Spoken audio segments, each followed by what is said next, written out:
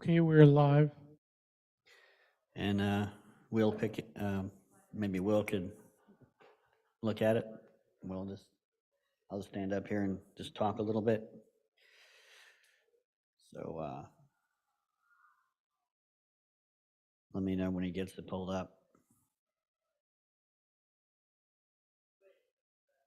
I'm getting the finger. Taking a selfie. Keep on talking. Okay. Testing one, What I two, was three. doing was Testing one, two, Carl three. got written up for not showing proof Testing, that the testing one, two, three. division quarterback. Testing, testing. So it makes pretty strong Probably evidence everything's that fine, the I'm board sure. will see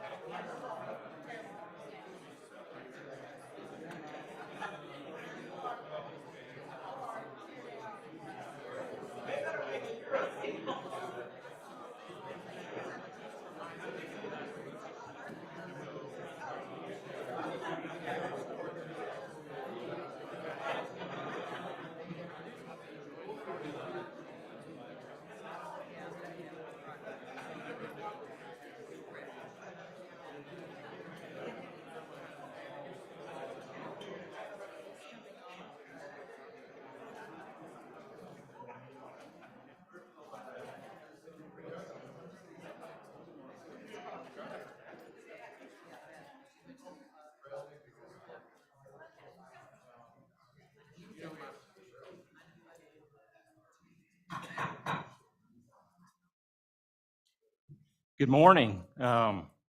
Great to see everyone today. Drove up in the parking lot and I heard whistles blowing across the street, football teams practicing. Really a great time of the year. Exciting. About to get school kicked off and we're going to try to have a good meeting today. So I'd like to go ahead and call the meeting to order. The Texas Government Code permits this Board of Trustees to meet in a closed executive session for the following reasons, among others: to consult with the college district's attorneys on matters deemed privileged by the Texas Disciplinary Rules of Professional Conduct, or Government Code 551.071, to deliberate regarding real property under 551.072, a prospective gift under 551.073, certain personnel matters under 551.074, security devices or security audits under 551.076, and economic development negotiations under 551.087, and security assessments or deployments relating to information technology under 551.089. If the board meets in closed session, we will announce the particular section under which we will be doing so prior to initiating the closed portion of the meeting. We've got a couple of students here with us today. They are student athletes. They've probably been practicing. So I really appreciate you guys. You might have gotten off some work, I don't know, to come over here and do this.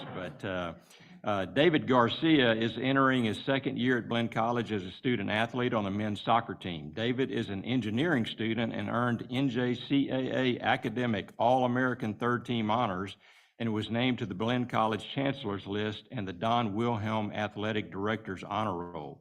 On the field, Garcia was selected First Team All-Region 14 in 2022. He finished his first season nationally ranked number 8 in goals, 16, number 11 in total points, 35, and number 12 in game-winning goals, 4.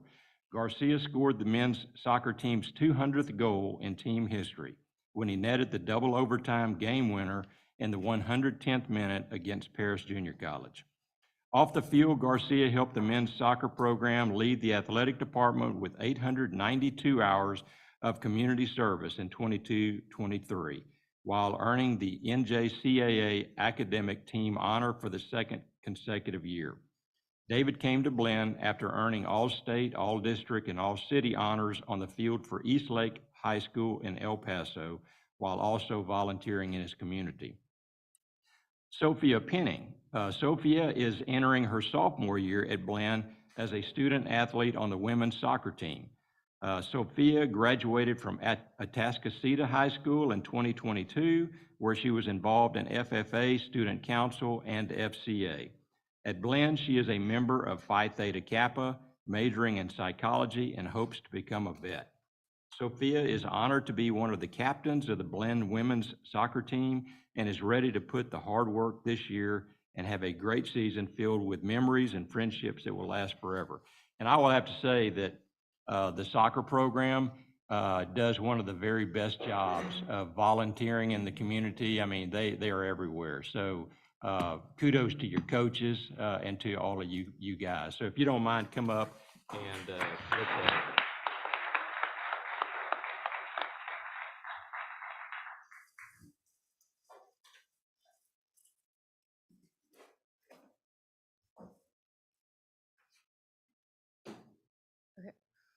Dear God, I pray that I just want to invite you into this room, God. I pray that your Holy Spirit just fills this place, fills Blinn College, God, into the classrooms, onto the field. I also pray for just an umbrella protection, God. And I pray that you'll just watch over us. Just bless the board, the students, teachers, their families, just bless them, God. I also want to thank you for the opportunity just to be students here, just for the teachers, God. I pray that you'll just use us just to make a difference here. I just pray that you'll be with us, and I pray that we have a great rest of the day, and amen. Amen.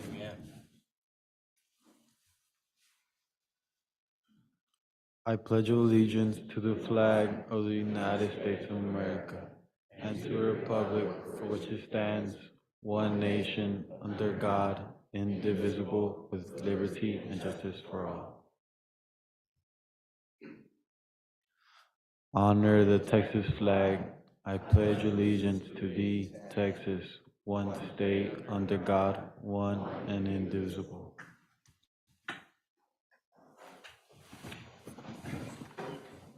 Again, thank you both for being here. Appreciate it, and good luck to you both in your season. Okay, no one signed up for public comments, so we will go ahead and move directly into item 4, the Chancellor's Administrative Report. Thank you, Chair Colcorson. Good morning, everyone. My report is a little brief today, but we're very excited to begin the coming year. Let's start with faculty convocation. Trustees, we are excited to open the new academic year and welcome our faculty back to campus this Thursday when we host our faculty convocation. This year, faculty will be able to participate from their respective campuses with feeds that are available at their campus banquet rooms, as well as they can tune in from their offices or their conference rooms via eCampus. Chair Colkhorst has recorded his greetings on behalf of the board, and I will share updates regarding many of the exciting developments ahead for the coming year. I will be located at the Bryan campus in the Student Activities Large Meeting Room. I will also recognize this year's National Institute for Staff and Organizational Development, or NISOD, those award winners, and Blinn's Teaching Excellence Award winners. In addition to convocation, students already have begun moving into campus housing in advance of the fall classes, which begin the following Wednesday, August the 23rd. Let's do our facilities report next. Trustees, we do continue to navigate supply chain issues on each of our projects, and we are working with the construction managers at risk to minimize delays. Beginning with College Avenue realignment, the contract with John Tucker, Construction to complete the College Avenue sidewalk and street alignment on the Brenham campus has been executed, and a project orientation meeting occurred in July. Tucker Construction is completing its pre-mobilization activities, and construction is scheduled to begin on August the 21st. Regarding Parking Lot K, at Parking Lot K, near the former site of Solons Hall beside the Doyle Coatney Center, the original parking lot has been demolished and the new lot has been poured with concrete paving. This 152 vehicle lot is scheduled to be completed tomorrow, and we plan to move the food truck onto the site next week. CR Systems has completed the roofing and gutter replacement on buildings 1, 2, and 3, and the mechanical outbuilding at Blinn College Park Apartments. And over to Old Main. At the Old Main building, the roof tiles on the south side of the building have been repaired, while the tiles for the north side are still on order. Work on the north and the south facades and repairs to the roof tiles on the north side of the building are scheduled for during winter break. This project is scheduled for completion in January, this coming January 2024. And regarding the Bryan Campus Administration Building, we do anticipate a building permit will be issued in time for Vaughn Construction to begin mobilization later this month. As a reminder, this project is scheduled for completion in February 2025. And this concludes my report this morning, trustees. Thank you, Chair Colkhorst. Okay, thank you, Dr. Hensley. We're going to move right into item B, the presentation of a financial statement package for the period ended July 31st, 2023, and Dr. Clint Burton is going to present that to us.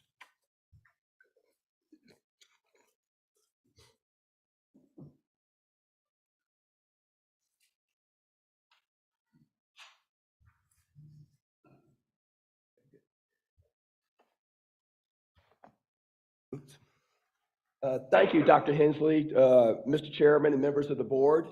I want to go through our presentation today, which will cover year-to-date, July 31st, 2023, which is 92% of the year. During this presentation, there's going to be 4 sections we cover. The first section will be the financial results year-to-date based on revenues and expenses. The next one will be, we'll have a discussion about the revenues that the college district has had, and then we'll talk about the expenses, and then we'll finish up by discussing the financial reserves, cash reserves. Just my overall assessment, and this was my assessment before I even started at Blinn. Blinn is in excellent financial health, and that's a credit to Dr. Hensley, this board, and this administration for doing that, and so congratulations. Moving through revenue and expenses, the revenues for the college are $115 million. The expenses this year are at $104 million. So right now, we would add roughly $11 million to our cash balance. And this is covered during the next three slides, just emphasizing the revenues, the expenditures, and then the change in fund balance. Okay, now the next section is the college's revenues. Just keeping in mind the order in which we receive revenues, or the amount. Tuition and fees are roughly $70 million. State appropriation is $28 million. Auxiliary services are $10.2 million. And something I found interesting, interest is now, the college brings in more interest money revenue than they do property tax revenue money. So it's $3.2 million in interest and about $2.3 million in property taxes. And then other is a few million here there to get to the total of $115 million. The next slides, when we discuss revenue, one of the things you'll notice is that the college is bouncing back from COVID, and also has benefited from increasing interest rates as far as our cash balance. And so you can see that in the tuition and fees, we get a good nice post-COVID bounce, and then auxiliary, we get a good post bounce, and then interest has popped up because of the increase in interest rates. Tuition is near our budgeted amount. The college budgeted $73 million. We're at $69 million, and I believe we still have summer two to put into that amount, so that should go up, getting very close to what the college budgeted. Tuition revenue, the tuition increase bounce is very similar, closely correlated to the increase in our enrollment, which for the prior year to this year was up about 3.6%. And so the tuition revenue reflects that. Again, tuition revenue, you can see that there is a post-COVID bounce, moving closer to getting to pre-COVID numbers. And let's see here. The fee revenue, again, is increasing. And keeping in mind, the fee revenue consists of three components: a general fee, a course-specific lab fee, and workforce fees. Auxiliary fee revenue is going back, okay, yeah, that was showing the trend. Housing and food service budget is getting closer to where we were pre-COVID times. But as you can see, that we had a 9% jump compared to last year for food service and the bookstore. And that's an $832,000 increase, 22 to 23. Moving forward, you can really see the post-COVID jump in food service. And you can see a jump, although because it's such smaller, the bookstore has had a significant increase. And then parking, that's a significant increase from post-COVID days. All right, total expenses for the college. The main note about the expenses is that it is under budget. And while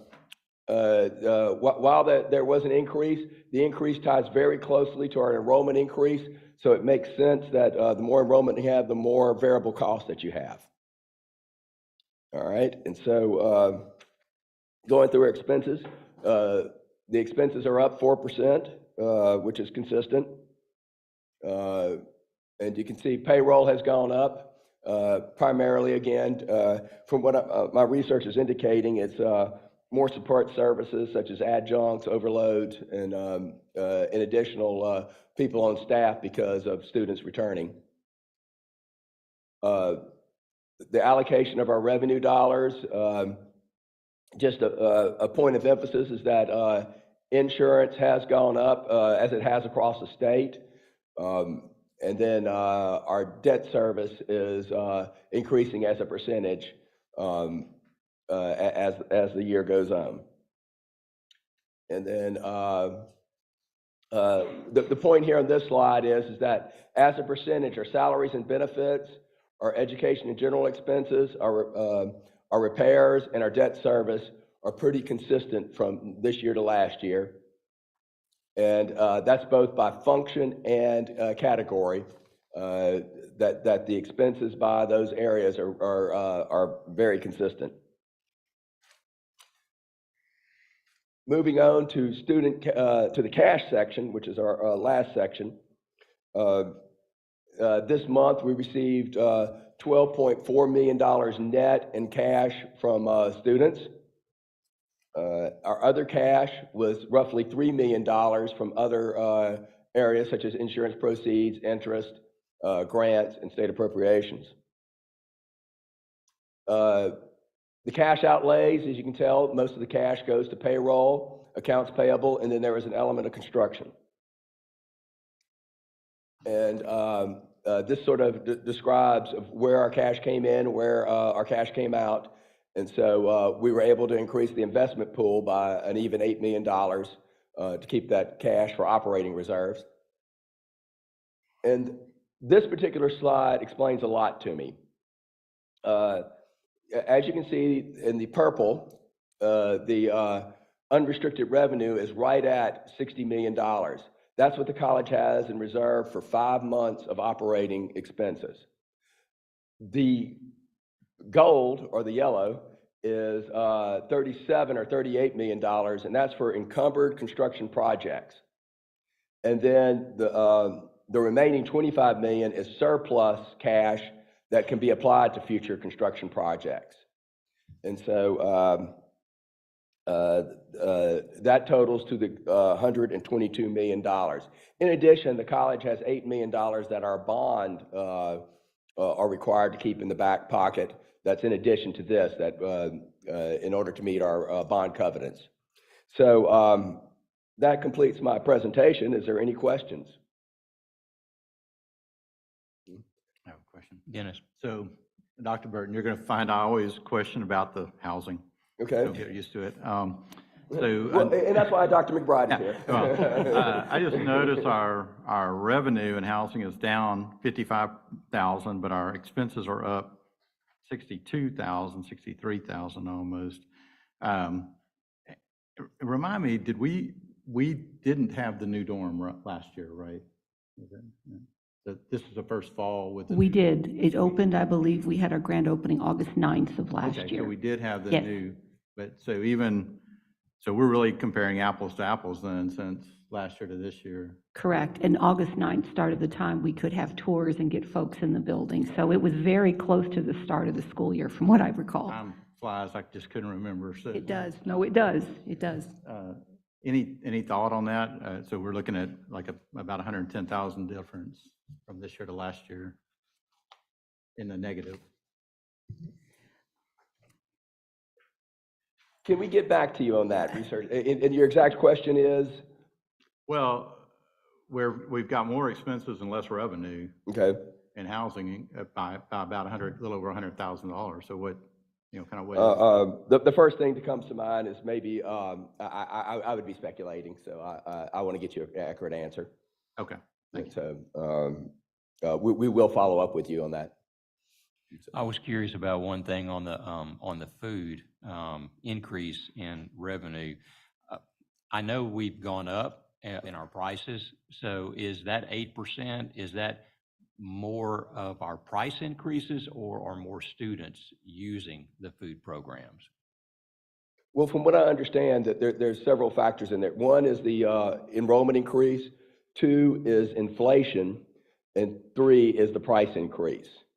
So, again, if you'd like for us to follow up and get you some more detail on that, we'll, Just curious. okay. But I know those three factors are what I was briefed on, so. Yeah, because you're looking at a $500,000 increase when you look at Pretty expenses significant. versus revenue on food too, which is a good thing. Yeah, it's a good That's thing. the other thing we have. Covers our housing. Yep. Anyone else have any thoughts or questions that they'd like to ask Dr. Burton? Didn't we switch last year to the whole bookstore change? I think that Or starts is this it fall, starting so now? it Because should that's be, what I was curious about. You're talking about Bug Books? Okay, yes. Yeah, okay, so that's going to starting, be really curious to see what Yeah. the impact is on that. Yeah. Yeah. We sent out a notice to all faculty and staff just to remind them earlier this week of what it is, if they have questions from students. So we're anxious to see how that works, hopefully very well. Okay. No other questions. Dr. Burton, thank you so much. And I would like to add a special thank you to Ms. Vicki Ward for her preparation of this and her coaching me. So, again, thank y'all. You bet. Thank you. Okay, now we will move on to item C, the institutional enrollment report for the summer 2 session. Dr. Becky McBride.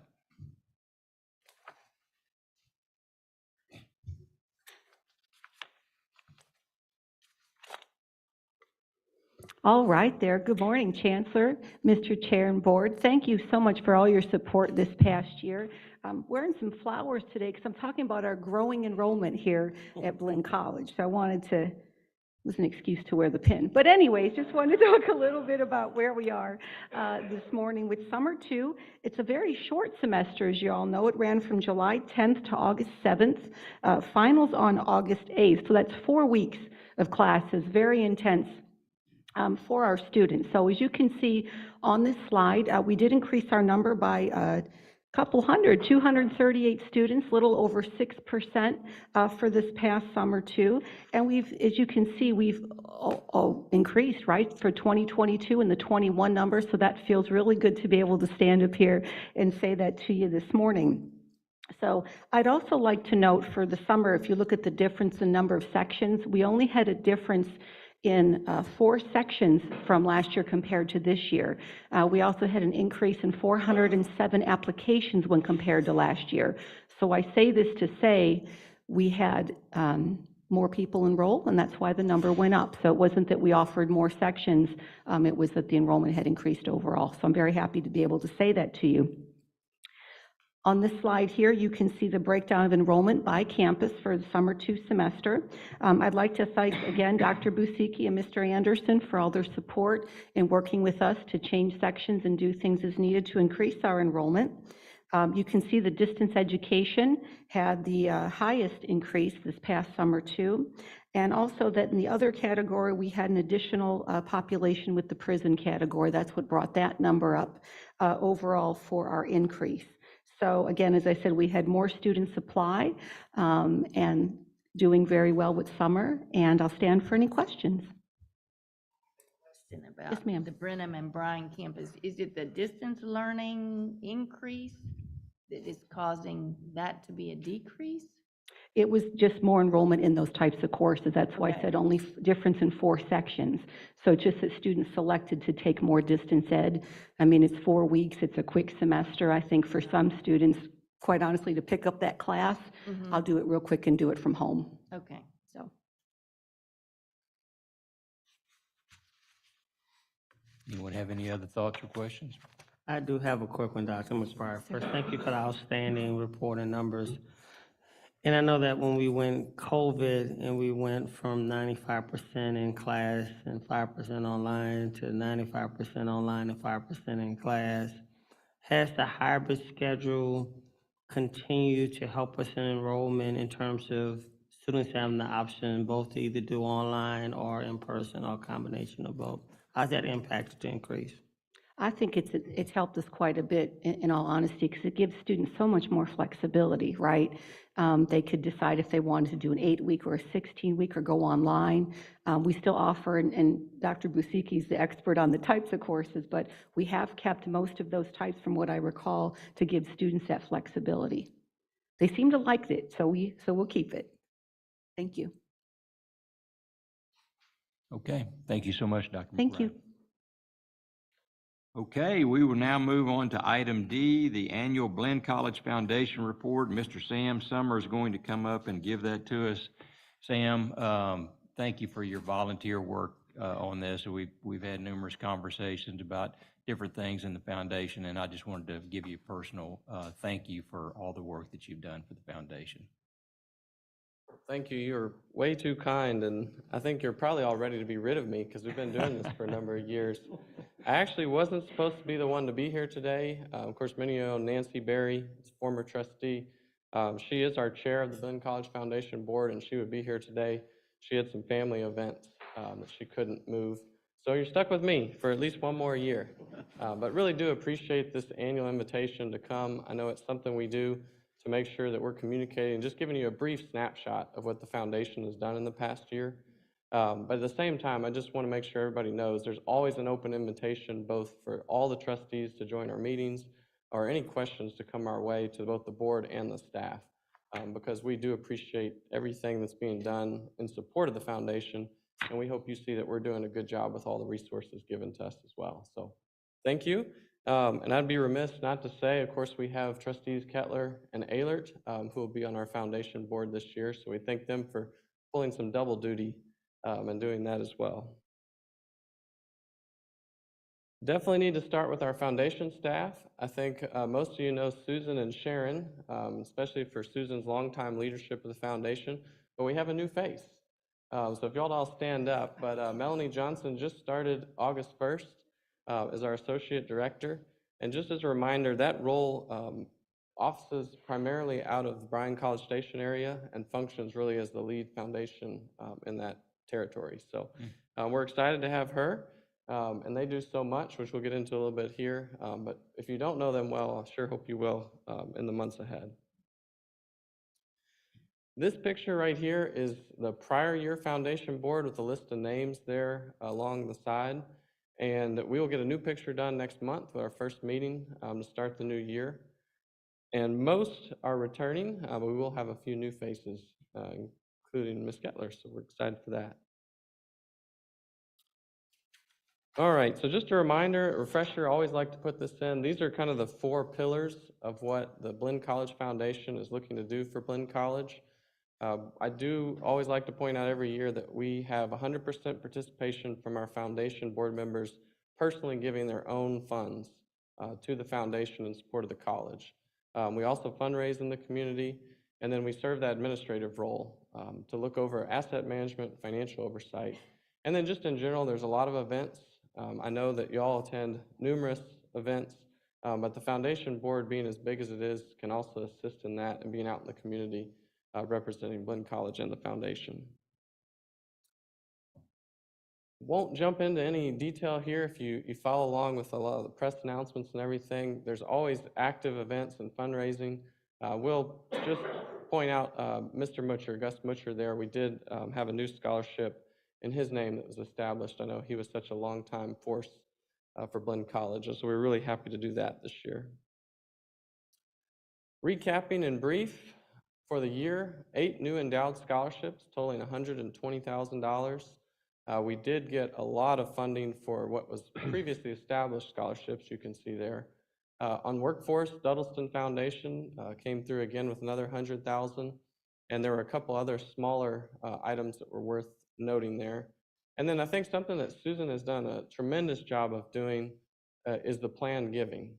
As you know, a lot of people are not necessarily in a position to give now, not knowing how long they will live and what they will be doing, but she has established so many relationships that don't show up on paper today. But just being out everywhere she goes, she's got some great relationships for the long term. And as y'all are well aware, we've had some significant gifts that have come from estates here in the last 5 years that she's really building for the future. So definitely wanted to highlight that for sure. Asset performance, and we do follow the Blinn College year as opposed to a calendar year. So if you follow along with what the markets are doing, those are typically reported on a calendar year. But I am happy to say for the 9 months so far through May 31st, we are up on our endowment just under 7%. So that's definitely consistent with our investment philosophy and what the markets have done. And we're very excited for that because that allows us to hopefully do more in the future.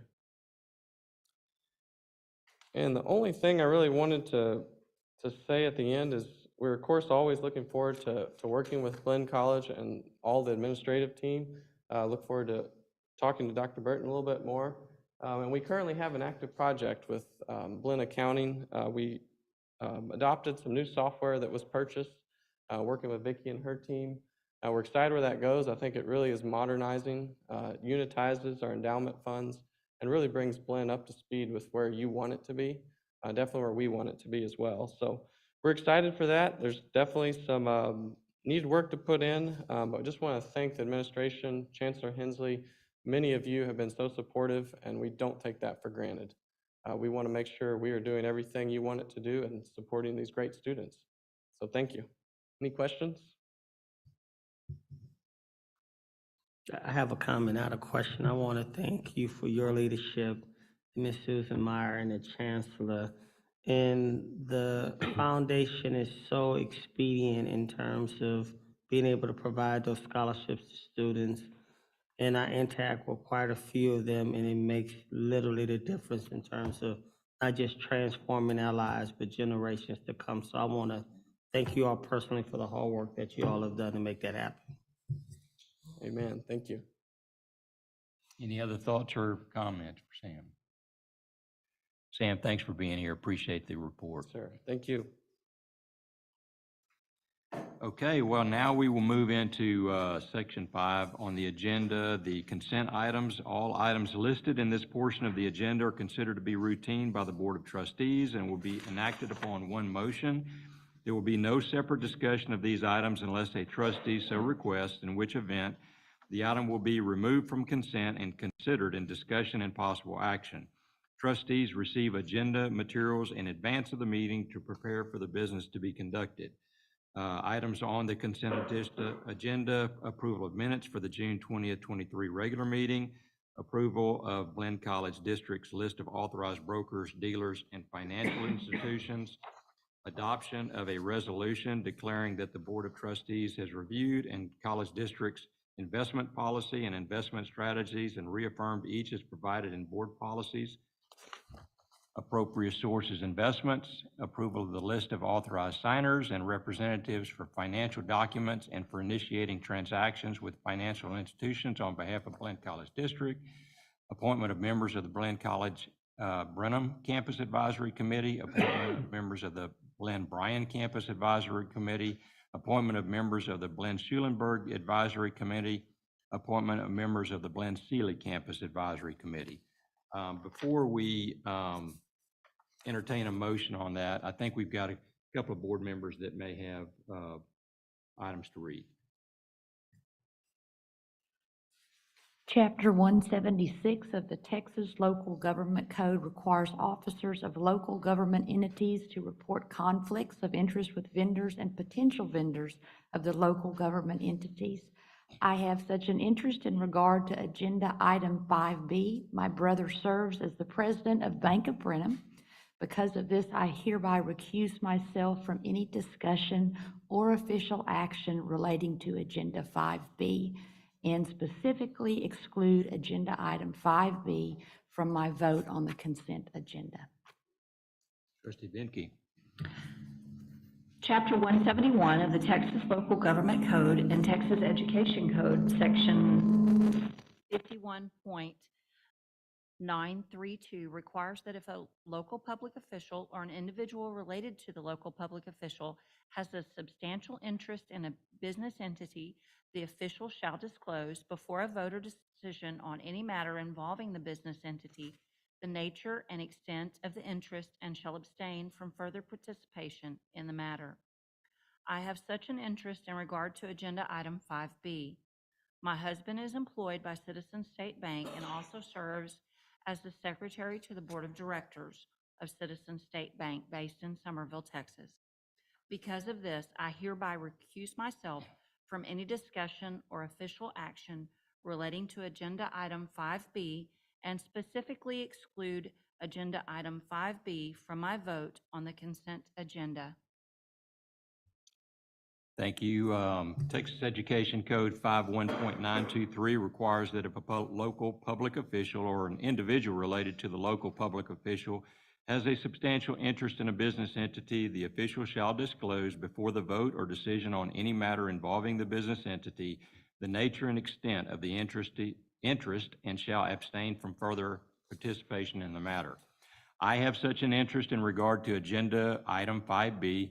My wife serves on the Board of Directors of Citizen State Bank based in Somerville, Texas.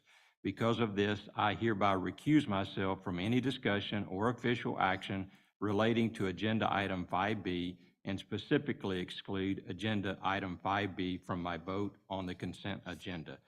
I will now entertain a motion. Trustee Krausen. Trustee Ehlert makes a second. All in favor, please say aye. Aye. Aye. All opposed? Motion carries. Thank you. That was a lot. Okay, we are going to switch around executive session portion and discussion and action. So we're going to move right into item 7 on the agenda, discussion and possible action items. So item A, acceptance on the report on database administration, follow-up procedures over safety and security, admissions and registrar, facilities and maintenance, accounting and financial aid, information technology services, and cybersecurity reports. Dr. Clint Burton.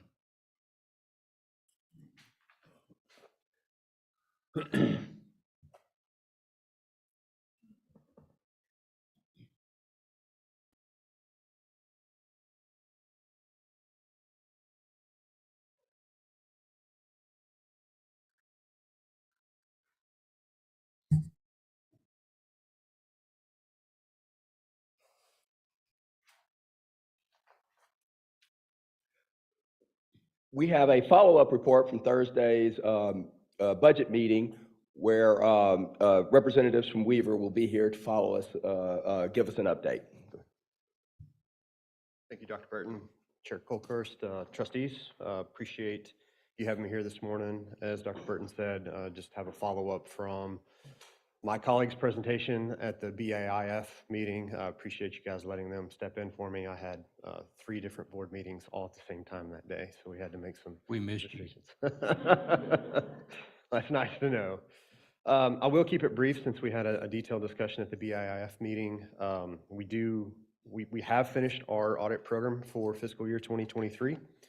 With that, we did present to you the follow-up report and the reports on database administration.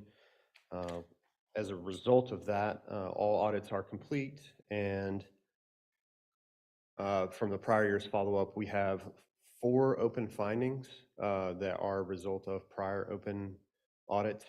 If you look at the 2022 schedule, and it's not in this presentation, but there's in your packet on page 87, there is a matrix of all the audits that we've performed and the results, and you'll see that there's 4 open from 2022. There were 17 that we had as a result of audits last year, and now there are 4. So I want to commend the college administration on their efforts in getting those remediated. We have 5 from the 2023 year this year, and a remaining 6 that when we did the grant management consulting, that those should be remediated once we follow up on those. So overall, it's been a really productive year from an internal audit standpoint. I think we've completed the plan, and management's made a very rapid absorption of some of those changes to only have the 4 remaining. And 2 of those 4, by the way, are partially remediated. In addition to those, we also presented the proposed fiscal year 2024 audit plan. In that plan, can you pull that up for me? While he's doing that, in that plan, we have 5 audit areas. That is not it. It's the next one. We have 5 audit areas that we are proposing to audit in 3 specific audits. So we've combined, that's not it either.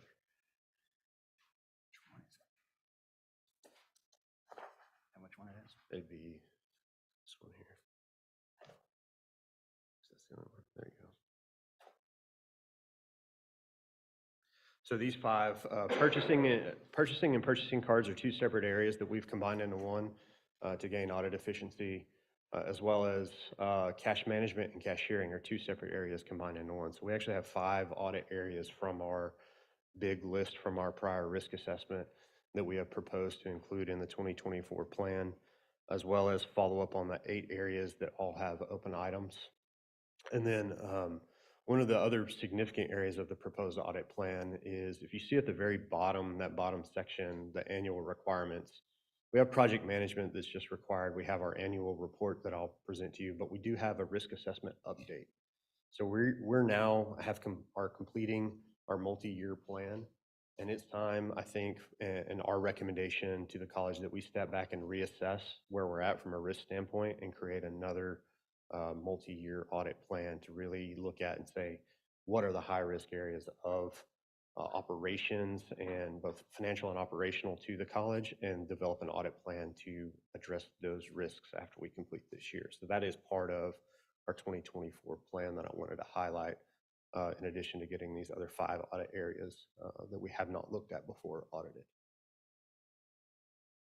The remaining report I have is the annual report. This annual report is prescribed to us by the state auditor's office. We don't get to choose what's in it. Just as far as the contents of the report, the first section is a compliance statement. The second section is a report on the status of the 2023 audit plan. Section 3 is a disclosure on any consulting services that we've performed, which would be, oh, did I jump the gun? Trustees, if you go to page 115 of your packet, that's where the annual audit report is located, starting on page 115. Yes. Thank you, Leighton. Section 3 is a disclosure on any consulting services that we've performed. If you recall back when we looked at revenue and grant management, we did that under the consulting standards to be able to better help the college move forward in that area. Section 4 of that is your audit of your auditors. So that's our quality control report. As a Texas CPA firm, we're subject to peer review once every 3 years. Our last peer review was performed September of 2022. And if you look at the last paragraph, the opinion paragraph, you'll see there's 3 ratings. There is, I can't see that far, pass with deficiency, and fail. We got the highest rating of pass. And so our firm has the highest quality control rating from our peer reviewers. Section 5 is the proposed audit plan that I've just presented to you. Section 6 is external audit services, so it's disclosing who your external financial statement auditor is. And then Section 7 is how the college handles fraud, waste, and abuse reports. So that is the entirety of the recap that I had planned, and we'll open for any questions. I've got a question. So Blinn does both internal operational audits and the external financial audit. 2 of our areas where the internal audit plan for next year will be cash and management and cashiering, as well as purchasing, I think, and purchase cards. Question is, are there any, in the interest of cost savings and time savings to Blinn personnel, are there any redundancies between the external and internal audit? Or is there any feasibility in looking at any redundancies or that type of thing as far as savings? How does that work? So is there any overlap between the 2 audit functions? That's what I'm wondering. Yes and no. So the purpose of a financial statement audit is to provide an opinion from an external party on whether the accounts and statements are fairly presented within a material amount. So that's material is this audit concept of, does it matter to the reader of the reports? So when we perform audits at this internal audit type level, and we perform operations, so the financial statements are only concerned about the financial statement balances. They do look at internal controls a little, depending on how their audit approach is, but not entirely. Right. When we look at it at a more in-depth level, we have a much lower concept of materiality. In fact, we don't even really identify materiality because we're looking at internal controls. If an internal control fails, it could be $1 or it could be $1 million. We don't care. We care about how the control operates. So these are much more control-based and have a lot of operational risk. So we dive at things at a much, much more micro level than someone who is only worried about the financial statement balances and the opinion on whether those are fairly stated. So there's two different purposes.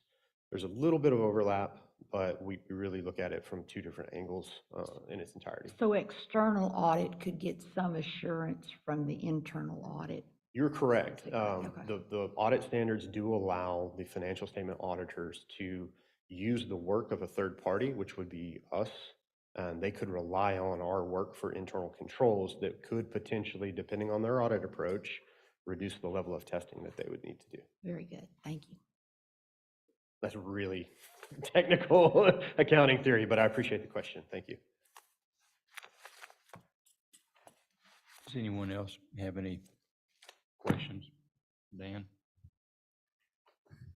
I don't think so. All right. Thank you very much. Mr. Chairman, let me just interject here for the board's knowledge here. So what Dan has done a full report of both items 7A and B. So my recommendation would be, let's take a separate motion on each. So let's call up 7A, have a motion and a vote, and then we'll separately call up 7B for a motion and a vote, Mr. Chairman. Thank you. Okay, I am looking for a motion for acceptance of the report on database administration, follow-up procedures over the safety and security admissions and registrar, facilities and maintenance, accounting and financial aid, information technology services, and cybersecurity reports. Trustee Ehlert for the motion. I second that. Trustee Kettler for the second. All in favor, please say aye. All opposed, motion carries. The second motion that I'm looking for is to approve the discussion and approval of proposed audit plan for fiscal year 2024 and fiscal year 2023, annual internal audit report related to the district-wide risk assessment effort. So moved. Trustee Wells. Second. Trustee Mosier. All in favor, please say aye. Aye. All opposed, motion carries. Thank you so much. Okay, well, I think that at this point, we are going to go into executive session in accordance with 551.071, 551.072, and 551.089. It is now 10:48 a.m. Let's take a 5-minute break, and then we'll start.